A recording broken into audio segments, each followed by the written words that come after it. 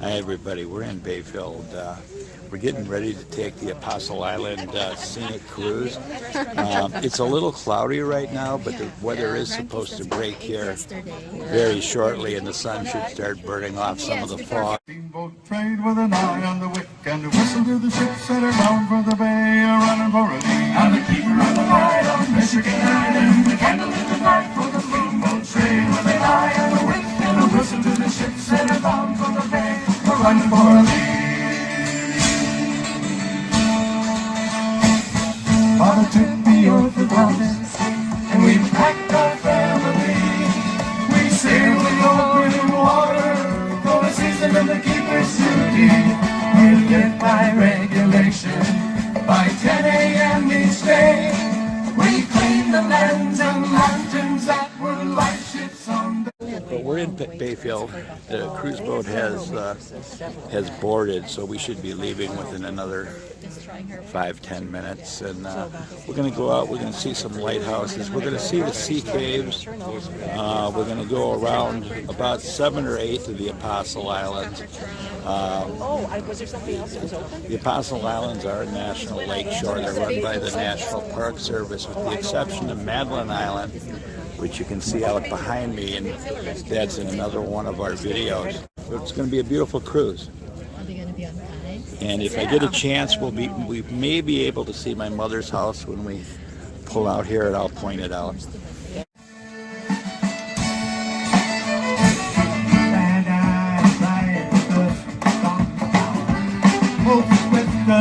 In 1881 for the South Shore Steamer Lane, down from the head of the lake, Maryland's could not see the island shoals that can run them aground. They couldn't see the light in Raspberry.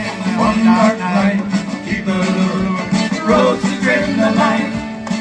September 2nd, 1905, a storm had blown all night. Whose fastest spy was the Savona, strike a reef and break. 17 made the shore, 7 swallowed by the lake. For quite a while. The lake level's been particularly high, going back to the winter of 2014. Very severe winter. We got a lot of snowfall, a lot more than average. And when that snow melted in the spring, lake level jumped up a couple feet. It's been pretty high, well, for the most part, ever since then. We actually reached a record high for the lake level 2 years ago. The lake has dropped over the last year or so, particularly in the last 6 or 8 months. We've been in a drought, so there's been just more water.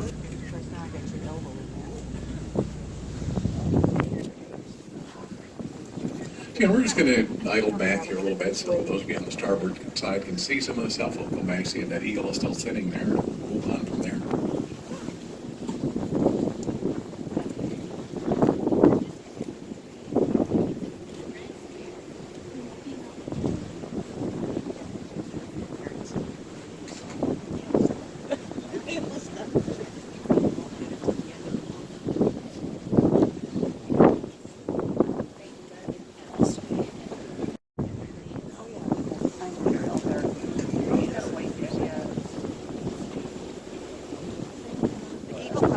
Must be up because we're seeing more of them. I don't know how well you can see it, but there is a bald eagle up here. We've seen a number of eagles. This is the best view here. It's good to see them.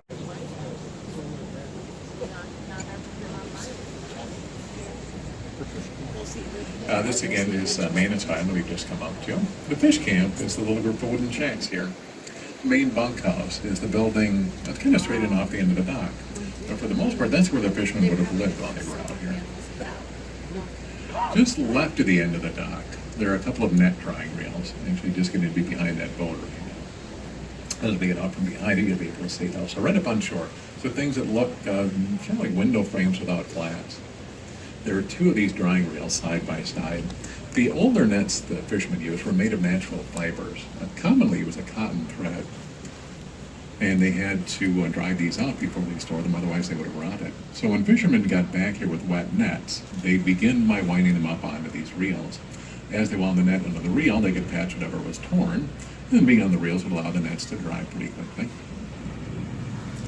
The next three buildings just left of those drying reels. Those were used mainly for storage, although occasionally those would have been additional bunkhouses. They sometimes had as many as about 30 men out here. That was kind of rare. That was generally only for a few weeks in November for the herring season. More commonly, most of the year they were fishing for lake trout and whitefish. And during those times, there generally were never more than about half a dozen people here at the most at any given time. The caves here go in basically as far as we can see. Deepest caves are 50 feet or so into the back end of them. There's a bit of an advantage to being out here on a cloudy day. If it were sunny right now, we'd have a lot of sun in our eyes, and it's kind of hard to look into the caves. And the muted sunlight, the cloud cover, makes the stone look a lot richer. The oranges are just a lot nicer than they are on sunny days. So, and there's an upside to the cloud cover. As we're idling here, we're in about 15 to 20 feet of water. The water drops at pretty much right where the island starts. The stone continues about straight down, about 20 feet or so. So it's possible for us to get in pretty close here without any trouble. Take the babushka off. The lighthouse here at Devil's Island, this was the last of the 6 light stations out here to have gone into operation. It was also the last one to be automated. First, this lighthouse first operated in 1895. It was manned until 1978. Most of the lighthouses here were automatic by World War II, give or take. This one, though, in addition to being a lighthouse, was also a Coast Guard search and rescue station. And when the Coast Guardsmen here, they just turned the light on when it got dark. In 1978, though, they moved the Coast Guardsmen into the station in Bayfield, where they remain today, and automated the lighthouse at that point. Can't even see anything. When we get back around to where you can see the very top of the light tower, if you look closely, you'll see there are multiple weather vanes up on top of it. One is historic. There's one weather vane poking right up through the top center of the light tower, connected to an indicator just inside the lighthouse. That would have told the lightkeepers what direction the wind was coming from. There's another weather vane, though, a little bit higher, a little bit farther back. That's part of a modern automated weather station. There are weather stations out here scattered along the lake shore, roughly every 20 miles or so. There are also a number of buoys out in the open water with similar equipment on them. These weather stations, obviously enough, are collecting weather data. Air temperature, wind speed direction, barometric pressure. Buoys also measure water temperature and wave height. They also send out a radio signal picked up by the National Weather Service, so they can tell what the weather is like all across the lake and don't actually need anyone here to monitor it.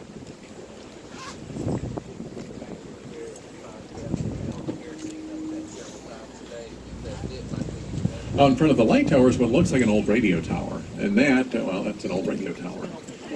It used to broadcast something called a radio beacon. Radio beacons are part of an outdated direction finding system. If ships had the right receiver on board, they could pick up signals from these beacons. They could tell exactly what direction the signal was coming from. They could use that then. If they could pick up signals from 2 or preferably more of these beacons, they could triangulate their position. These days we use GPS, which is faster and easier and a heck of a lot more accurate.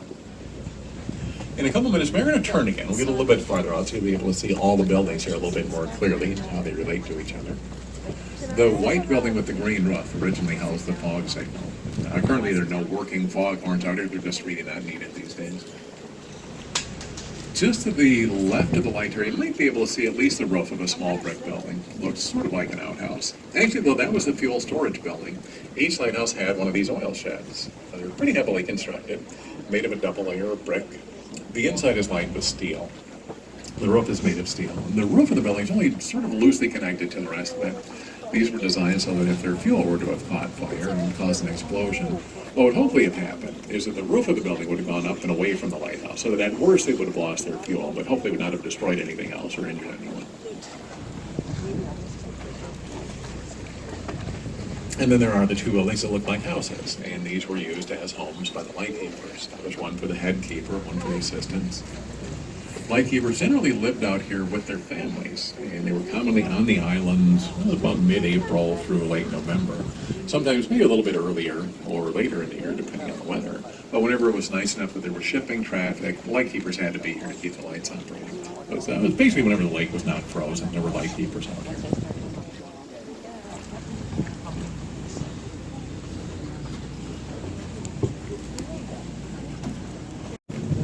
Kathy's all bundled up there. We just passed the sea caves. What did you think of those sea caves out of Devil's Island? There's some more sea caves on the mainland that he talked about. They're about 3 miles east of Cornucopia, which is about 20 miles west of the Bayfield Red Cliff area. And that's what was where people walk out to, because there's sea caves in the summertime, but in the wintertime they become the ice caves, and they've been in all kinds of photographs, videos. A lot of the YouTube bloggers have come and kayak through the sea caves out by the Cornucopia area. But these were the sea caves right by on Devil's Island, which is one of the further out Apostle Islands from Bayfield. And Kathy is really cold. It's not that bad. It's about 60, but you get out on the lake and it's damp and it's cloudy. And it goes at about 22 knots, which should be about 25 miles an hour. This is cruising speed. And that makes it kind of chilly. Just got off the cruise. It's a lot warmer here. Yeah. Here in Bayfield. There's a little more color now than there was when we first got here.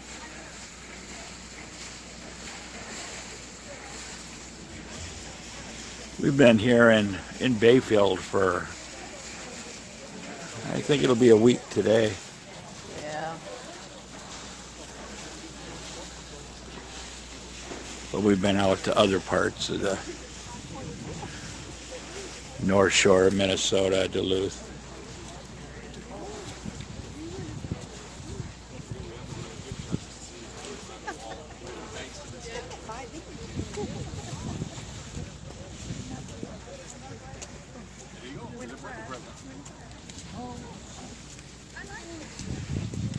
The Archipelago is the boat we were just on.